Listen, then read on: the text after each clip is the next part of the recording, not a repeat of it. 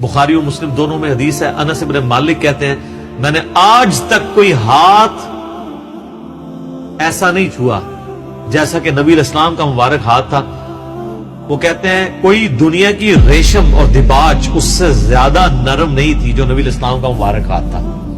ریشم کے ساتھ مثال دی ہے. یہ نہیں ہے کہ نبی علیہ السلام جو ہے وہ آپ نے بڑی امیروں والی زندگی گزاری تھی، آپ نے تو مزدوری کی ہے، اس کے باوجود اللہ نے ایک پروٹوکول دیا کہ ہاتھ ان کا بہت نرم تھا.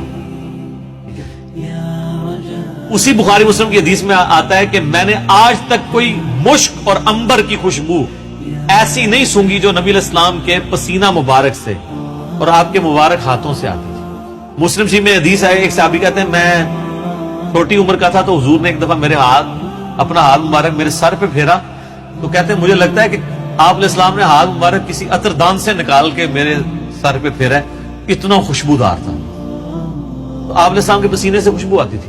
بخاری مسلم دونوں میں حدیث ہے کہ ام سلیم کہتی ہیں کہ نبی علیہ السلام ایک دفعہ سوئے ہوئے تھے تو آپ کو سوتی ہوئی حالت میں بہت پسینہ آتا تھا.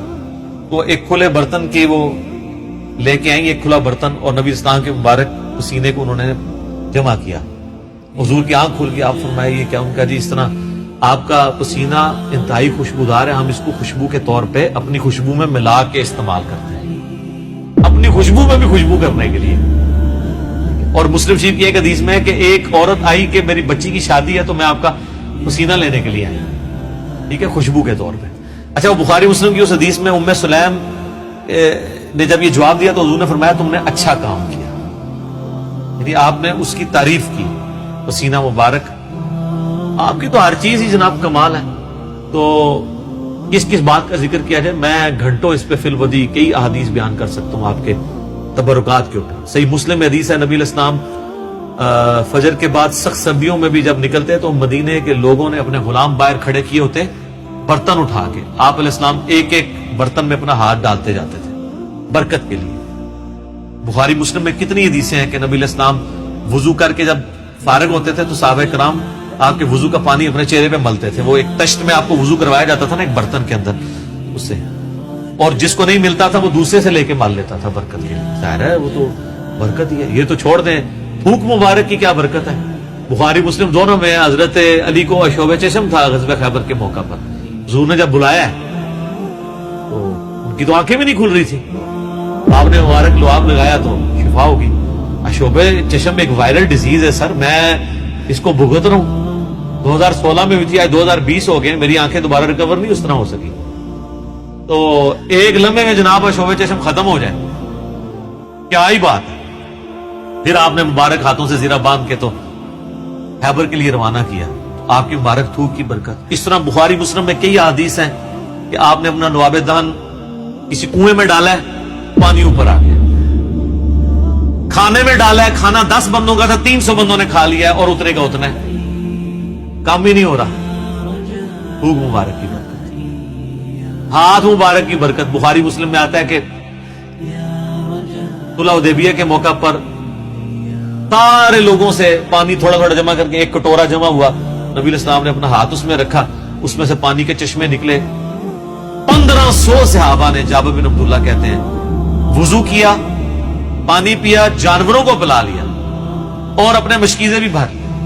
تو تابعی کہتے ہیں کہ وہ پانی کتنا تھا؟ انہوں نے کہا وہ دیکھنے کو تو ایک کٹورا تھا لیکن حضور کی انگلیوں سے جو چشمے نکل رہے تھے نا وہ پانی اتنا زیادہ تھا کہ 1,00,000 بھی ہم ہوتے ہیں نا وہ پانی 1,00,000 کو بھی کفایت کرتا تھا.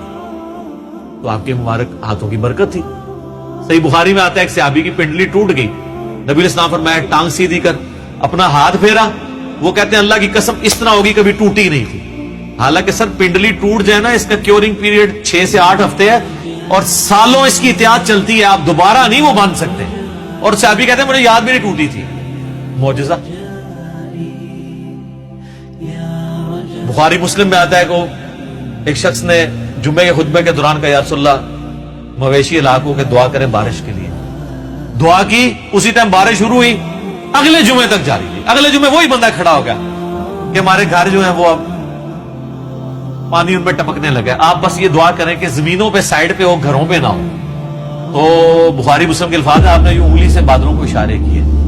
سر اب جن صحابہ نے یہ منظر دیکھا ہوا تھا صحیح بخاری میں آتا ہے، ابن مسعود کہتے ہیں ہم حضور کے ساتھ کھانا کھاتے تھے، ہم اس کھانے کے نوالوں میں سے تسبیح کی آواز سنتے تھے۔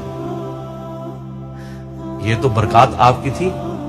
جابر بن عبداللہ کہتے ہیں، مسلم شریف میں حدیث ہے کہ ایک سفر کے دوران حضور نے مجھے کہا 2 درختوں کو کہو کہ اللہ کے نبی کہہ رہے ہیں مل جاؤ، میں نے رفع حاجت کرنی ہے۔ وہ جڑوں سمیت اکھڑ کے اکٹھے ہوئے، کہتے ہیں میں نے حضور کو پانی دیا، آپ سنجا کر کے فارغ ہوئے، آپ نے یوں انگلی سے اشارہ کیا، واپس اپنی جگہ پہ چلے گئے۔ یہ چیز صحابہ کرام کے ایمان کو بڑے اوپر کے لیول پہ لے جاتی تھی، اور یہ تو نبی الاسلام کے ڈائریکٹ تبرکات ہیں۔ آپ کے بال مبارک جو آپ سے ٹوٹ کے الگ ہو چکے ہیں، ان کی برکات بھی آپ سنیں۔ صحیح بخاری میں آتا ہے کہ ام سلمہ نے حضور کے چند بال نکالے ایک ڈبیا میں سے، صحابہ ملاقات کے لیے گئے ام المومنین سے، ان کا یہ حضور کے بال ہیں، اور جب بھی کوئی بیمار ہوتا ہے تو محلے میں سے مجھے پانی کا برتن بھیج دیتا ہے، ہم اس میں گھول کے دیتے ہیں، شفا ہو جاتی ہے حضور کی وفات کے بعد۔ اور بال مبارک تو پھر بھی جسم کا حصہ ہے، کرتا مبارک تو جسم کا حصہ بھی نہیں ہے، یہ تو الگ سے ایک چیز ہے نا۔ صحیح مسلم میں ہے کہ سروانی تیالسی جبہ اسما ابن بنت ابی بکر نے حضرت عائشہ کی بڑی بہن نے نکالا اور کہا یہ رسول اللہ کا کرتا ہے، جس کے اوپر یہاں پہ گوٹ بھی لگی ہوئی تھی، کالے کلر کا تھا، بائی چانس آج میں نے بھی کالا کپڑے پہنے، یہ سنت ہے۔ تو وہ کہتی ہیں کہ حضرت عائشہ کی وفات کے وقت میں نے اپنی بہن سے یہ کرتا لے لیا، اور حضور اسے پہنتے تھے، اور ہم اس کا دھون مریضوں کو شفا کے لیے دیتے۔ یہ ساری آپ کی برکات ہے۔ آپ علیہ السلام ایز اے اسپیشیز انسان ضرور تھے، مرتبے میں اور کوالٹیز میں کوئی انسان ان کے برابر نہیں تھا۔ بخاری مسلم میں آتا ہے کہ آپ علیہ السلام پیٹھ کے پیچھے بھی دیکھ لیتے تھے۔ آپ نے فرمایا، بخاری مسلم کے الفاظ ہے کہ اپنی صفیں سیدھی رکھا کرو اور نماز خشوع و خضوع سے پڑھا کرو، اللہ کی قسم میں اپنے پیٹھ کے پیچھے سے بھی تمہیں دیکھ رہا ہوتا ہوں۔ یعنی حضور علیہ السلام کو پیچھے بھی نظر آتا تھا، آنکھ کے بغیر۔ یہ معجزہ ہے، یہ اللہ نے آپ کی اسپیشل پروٹیکشن کی ہوئی تھی، آپ پہ وہ پیچھے سے بھی حملہ نہیں کر سکتا تھا، آپ ہر طرف 360 ڈگری کا آپ کو ویژن ہر وقت نظر آتا تھا، یہ آپ کا معجزہ تھا۔ بخاری مسلم میں الفاظ ہیں، وہ کسوف کی نماز آپ نے پڑھائی، سورج گرہن کی، آج بھی میرا لگا ہوا تھا یہ 1-2 دن چلنا ہے، تو کسوف کی نماز پڑھائی، تو آپ نے نماز کے دوران کچھ قدم آگے کیے، پھر یوں ہاتھ بڑھایا، پھر واپس کھینچ لیا۔ صحابہ نے کہا یا رسول اللہ، آج آپ کو ایک عمل ایسا کرتے دیکھیں جو پہلے نہیں کرتے۔ آپ فرمایا کہ میں نے جب نگاہ اٹھائی تو میں نے جنت دیکھ لی، جنت 7 آسمانوں کے اوپر، اور اس میں نے انگوروں کا ایک گوشہ دیکھا، میں نے ارادہ کیا تمہارے لیے توڑ لوں، پھر تم کھاتے ہی رہتے، کیونکہ جنت کو فنا نہیں ہے، وہ اگر گوشہ نیچے آ جاتا نا اسی بھی کھا رہے ہوں گے۔ جی، جنت کو موت نہیں ہے، جنت میں آپ جب کھائیں گے، کھا کے فارغ ہوں گے، پھر وہاں ایک گوشہ اور لگ جائے گا۔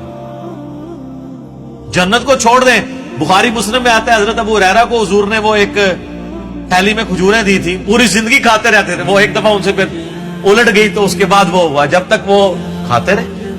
ٹھیک ہے، تو آپ علیہ السلام اب آپ دیکھیں کہ نگاہ کہاں پہنچی ہے؟ جنت میں، ہاتھ بھی پہنچ رہے ہیں۔ یہ جو لوگ بعض اوقات گستاخی کرتے ہوئے کہتے ہیں نبی کے بھی 2 ہاتھ، ہمارے بھی 2 ہاتھ، اس طریقے سے کبھی بھی کسی صحابی نے توحید نہیں بیان کی ہے، یہ نان سینس اپروچ ہے۔ آپ ایک بات طریقے سے بیان کریں جو حدیث میں آئی ہے کہ میں بھی ایک انسان ہوں، اللہ کا قاصد قریب ہے، میرے پاس آئے موت کا فرشتہ اور میں بھی چلا جاؤں، جو غدیر خم کے شروع میں آتی ہے۔ اس طریقے سیدہ صاحب کی حدیثیں جو بخاری مسلم میں آتی ہیں، میں بھی ایک انسان ہوں، جس طرح تم بھولتے ہو میں بھی بھول جاتا ہوں۔ اب یہ الفاظ استعمال کریں۔ باقی آپ علیہ السلام کی جو کوالٹیز اللہ نے آپ کو دی ہیں وہ اتنی ایکسٹرا آرڈنری ہیں، آپ کی ایک ایک چیز کو اگر کنسیڈر کیا جائے نا تو اس پہ گھنٹوں بولا جاتا ہے۔